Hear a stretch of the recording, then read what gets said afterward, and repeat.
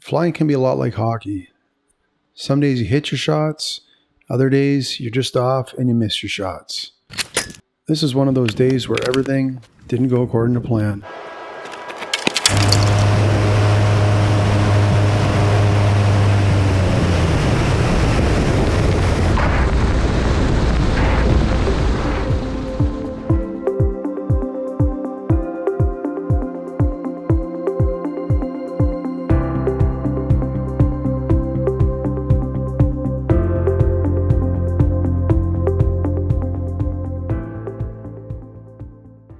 This was a flight that I did recently with a friend of mine. He was PIC. I flew right seat. It was a nighttime flight on a moonless night, and I wanted to fly over Toronto to get video. So he said, sure, why not? So this pretty much chronicles that particular flight. Now, I suggested we contact ATC and request touch and go, and then we would do a left-hand turn, and eventually we would be north of the CN Tower, and I would get my pictures, etc. that way. However, my friend wanted to remain on the south side of the CN Tower with the rationale that he didn't want to go all the way to the north side of the CN Tower because it was too far, and if he had any type of maintenance issue, he'd be safely within range to glide it back to the runway. Now, as you can see, his method puts us about half a nautical mile away from the runway, whereas mine puts us about a nautical mile away from the runway. So it's different ways to look at it, to each his own. Let's take a look at that flight.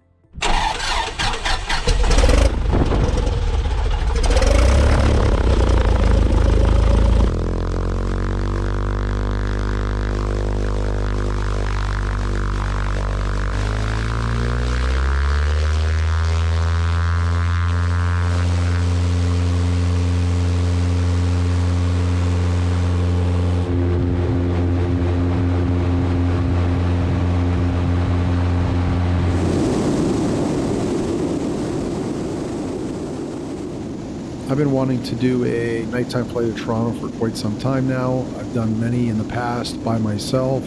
This was the first opportunity I had where I was not PIC. I could just enjoy the city. I could take video. It was just going to be incredible. Now, my friend did make a point that he would not be flying north of CN Tower. He was going to remain on the south side. The south side is closer to the airport. His rationale, if he had any type of issue with the airplane, he could glide it back to the airport. Now, we definitely don't all agree on everything. I don't agree with that type of mindset. I'll just leave it at that. But this flight certainly reminded me of a valuable lesson I learned many years ago.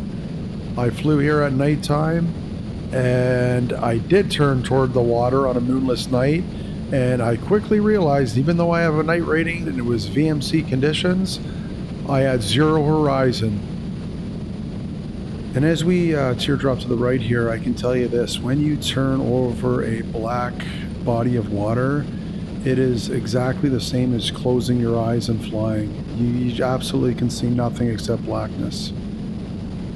I don't want to put anyone to sleep while they're watching this video, so I reduced the duration that we had no reference to a horizon. During the flight, it was more like 15 to 20 seconds of no horizon.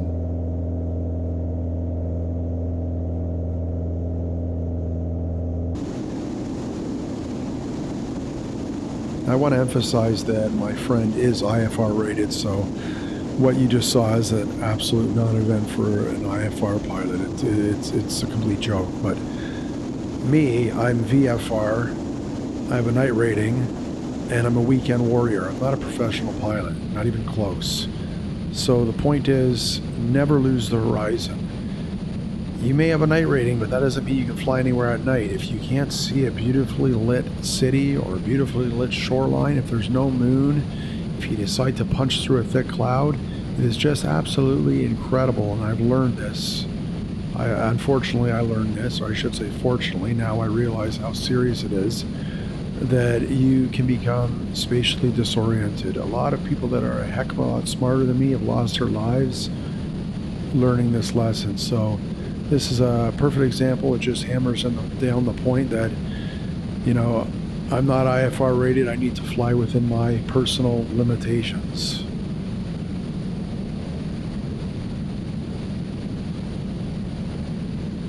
So at this point in the flight, I'm happy. I'm like, I didn't get really any decent video because I couldn't figure out my camera.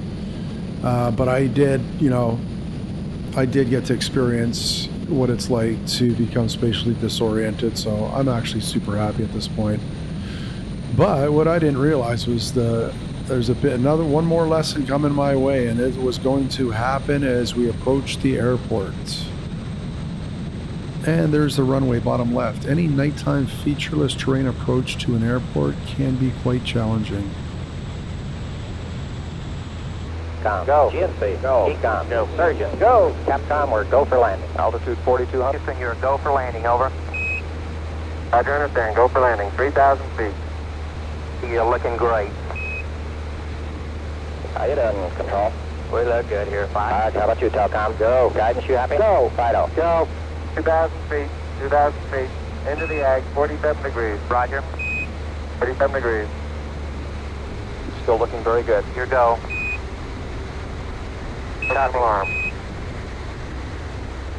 1201. 1201. Roger, 1201 alarm. 1201 alarm. Stand by, we're go, flight. Okay, we're go. We're go, train tight, we're go. Houston, Tranquility Base here. The Eagle has landed. What do you think? Bounce, skip, porpoise? Comment below. I'm calling that a porpoise. If you come in hot over the numbers with no flare and a Mooney, you're going to porpoise it. Now, he could have collapsed that front landing gear, destroyed his propeller, or even worse. If you don't handle a porpoise correctly, you're just going to exacerbate the issue and you're going to get yourself in a bit of an accident. Let's take a look at that from inside the cockpit. Now, you can clearly see that when you have poor aircraft lighting, poor runway lighting, featureless terrain, and even your windscreen is a bit scratched up, finding the runway can be a lot more challenging.